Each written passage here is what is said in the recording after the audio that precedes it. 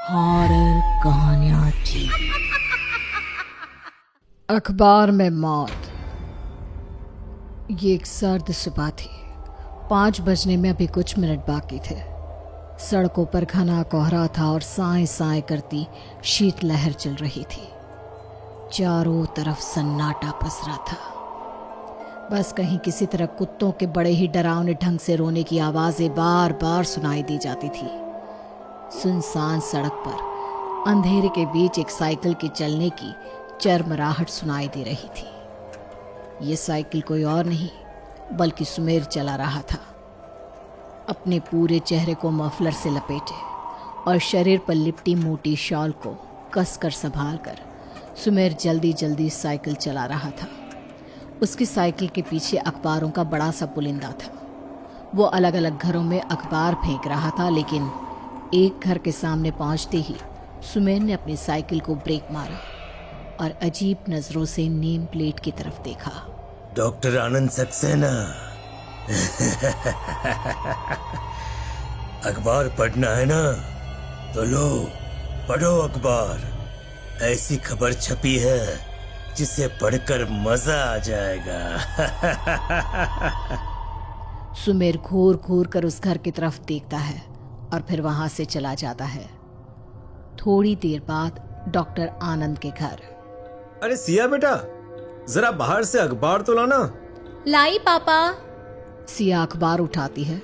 उसमें एक खबर देखकर बुरी तरह चिल्लाने लगती है। क्या हुआ? क्या हुआ सिया बेटा? तुम चिल्ला क्यों रही हो? पापा पापा ये देखिए, इस अखबार में आपकी मौत की खबर है पापा। आनंद उस खबर को देखकर चौंक जाता है। ये क्या मजाक है? ये ऐसे कैसे अखबार वाले मेरी डेथ की खबर छाप सकते हैं? और क्या क्या लिखा है इसमें? मेरी कार एक पेड़ से टकरा गई और मेरी मौत हो गई। क्या बकवास है ये सब? ये मैं अभी इस अखबार के ऑफिस में जाता हूँ। नहीं नहीं, आप कहीं मत जाइए, मुझे बहुत डर लग रहा है। अरे तुम देखते नहीं इन लोगों ने कितना गलत काम किया है? ऐसे कैसे ये किसी जिंदा इंसान की मौत की खबर छाप सकते हैं? आनंद अपनी कार लेकर अखबार के ऑफिस की तरफ चल देता है। थोड़ी देर बाद आनंद की पत्नी के पास एक अनजान नंबर से कॉल आता है। आपके पति का कार एक्सीडेंट हो चुका है और अब वो इस दुनिया में नहीं रहे। कौन है आप? और कहाँ हुआ है मेरे पति का एक्सीडेंट? कॉल करने वाला जवाब नहीं देता और कॉल डिस्कनेक्ट हो जाता है। माँ आप रोइए मत, पापा को कॉल करते हैं। पता नहीं कौन है जो पापा को इस तरह परेशान करने की कोशिश कर रहा है। सिया अपने पापा को कॉल लगाती है। क्या हुआ सिया बेटा? सब ठीक तो है ना? पापा आप ठीक है ना? मैं ठीक हूँ बेटा, बस अभी अखबार के ऑफिस पहुंचने ही वाला हूँ। फिर घर आकर तुमसे बात करता हूँ, ठीक है? मैं इन अखबार वालों को छोड़ूंगा नहीं। मैंने कहा था ना, पापा बिल्कुल ठीक है।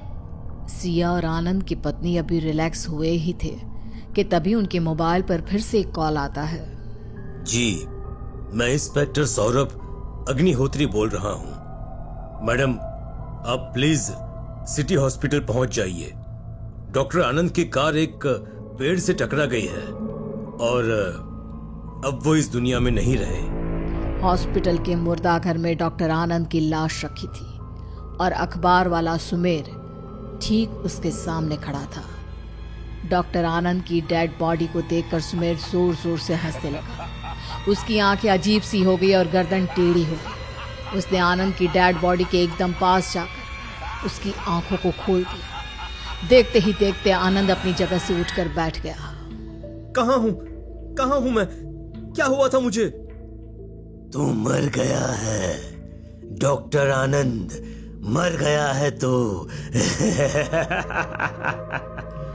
नहीं नहीं नहीं, मैं जिंदा हूं।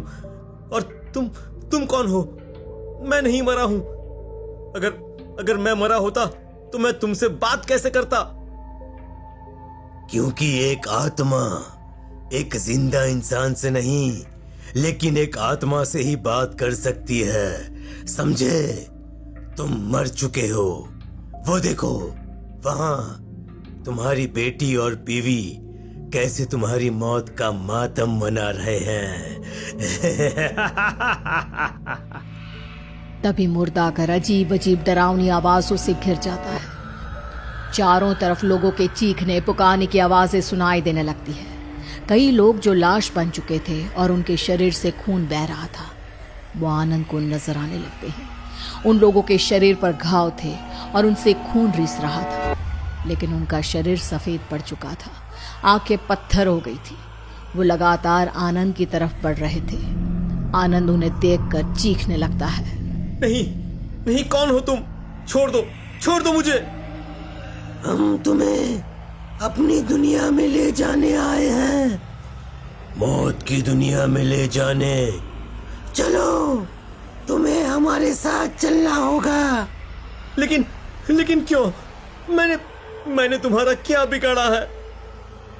ये सब वो लोग हैं डॉक्टर आनंद, जिनका इलाज करने के लिए तुमने इनके घर वालों से पैसे मांगे थे, और इनकी मौत इस वजह से हुई क्योंकि पैसों के लिए तुमने समय रहते इनका इलाज नहीं किया।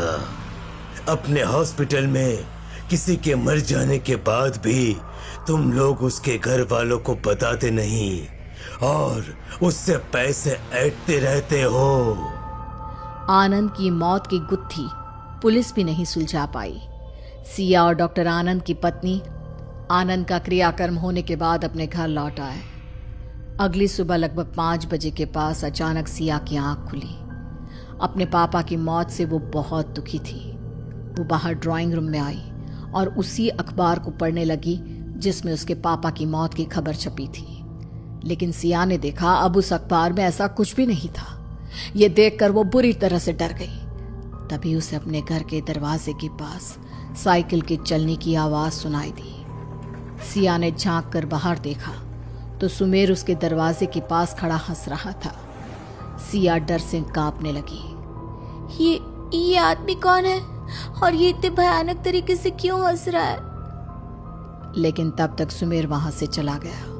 सिया दौड़कर बाहर गई और उसने अखबार उठाकर देखा। उसमें खबर छपी थी।